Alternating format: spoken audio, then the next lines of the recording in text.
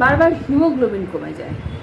যখনই আমি ওষুধ খাই হিমোগ্লোবিনটা বাড়ে, আবার আমি ওষুধ বন্ধ করে দিই, হিমোগ্লোবিনটা কমে যায়।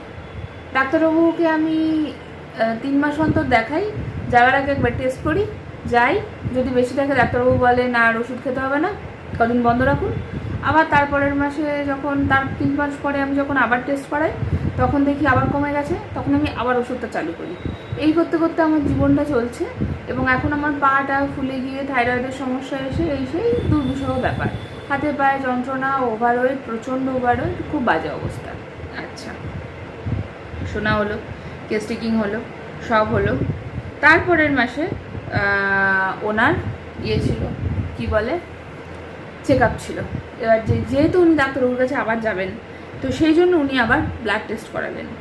তারপরে ওনার 12.5 না এরকম কত হিমোগ্লোবিন এলো। উনি কিন্তু অ্যালোপ্যাথি ওষুধ আর খান না, উনি এখন শুধুমাত্র হোমিওপ্যাথিতেই আছেন।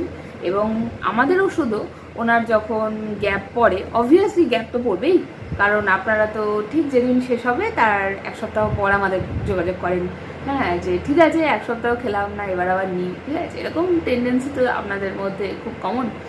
তো সেই মাঝে টেস্ট করিও কিন্তু ওনার হিমোগ্লোবিনটা ঠিক আছে। আমি এটা খুঁজছি, কি বলে ওটাকে, রিপোর্টটা খুঁজছি, আমি অ্যাটাচ করে দেবো, আপনারা দেখে নেবেন, ঠিক আছে? বাই।